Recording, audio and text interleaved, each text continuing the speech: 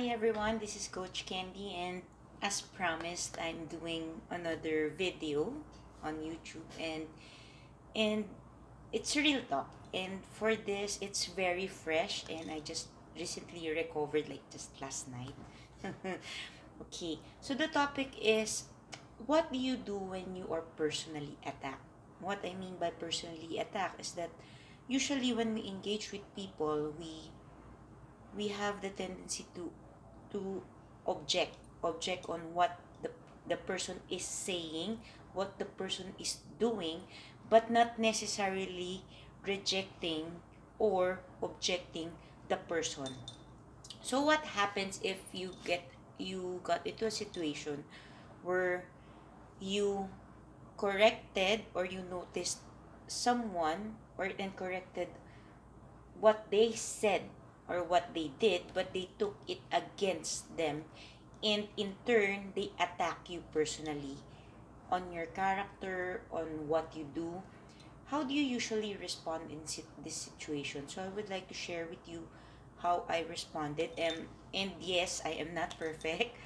I do commit mistakes, and I'm very transparent and authentic as a person, and I share this, and this is actually the second time that it happened to me.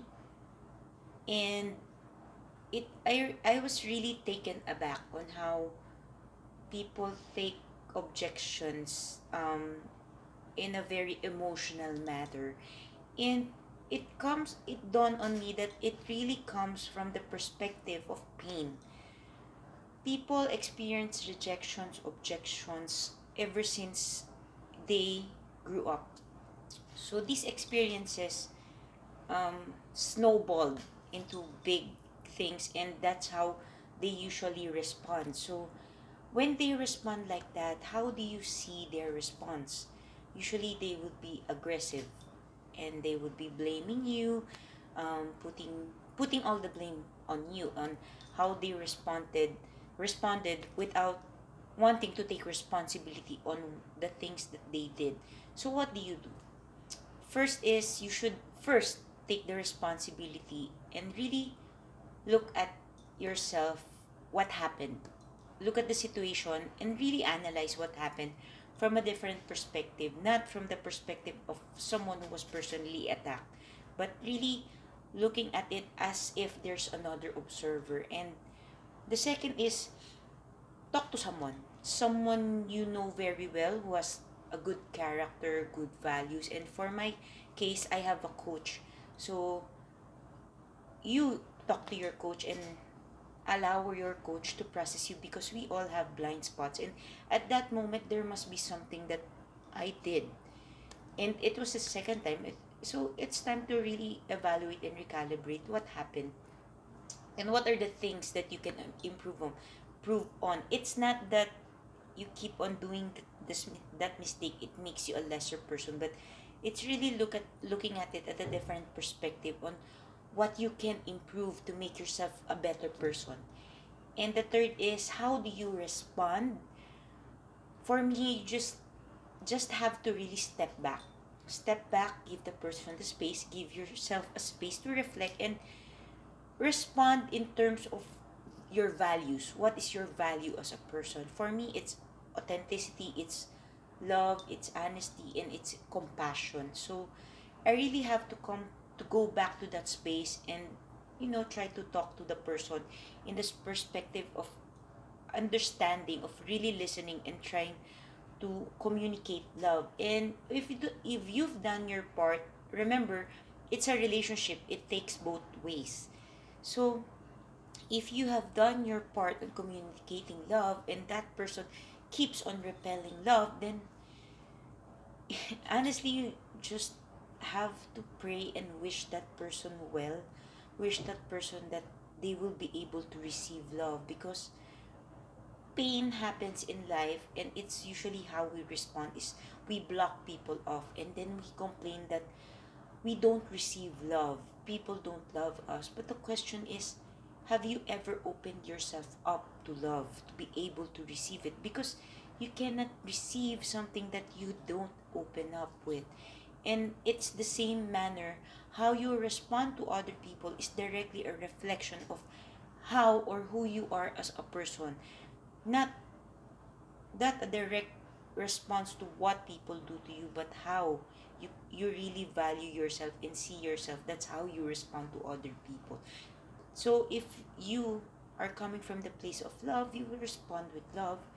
And if you are in the place of pain, you will eventually cause other people pain and eventually yourself pain. So I really encourage people to really step back and really evaluate things on a different perspective. If you need help, make sure that the person you go to is really in line with your values.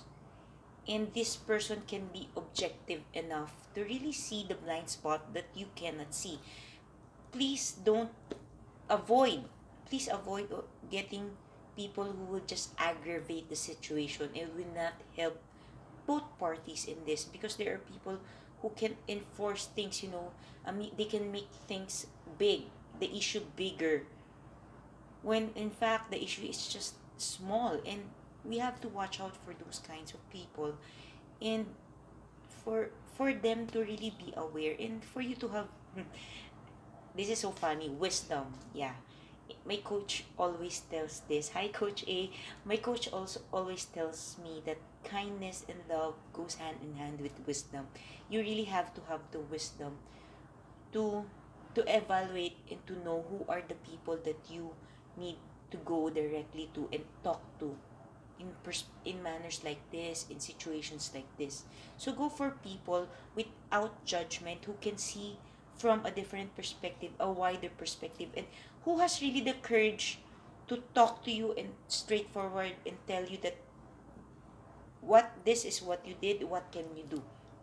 For my coach, for my case, I have a coach, and that's also what I do with my coachees or my clients, is I make them look at the bigger perspective. But default, I am a coach, but I am also a person. So I recognize that I too also have blind spot that I really cannot see and I am not simply aware of. And being aware is really the first step to really transforming your life and making yourself a better person. So if you don't have that person, I really encourage you to go and talk to a life coach and see what it can do to you. But I really encourage people to really just take a space, take a step back, calm yourself down, and just respond with your values intact.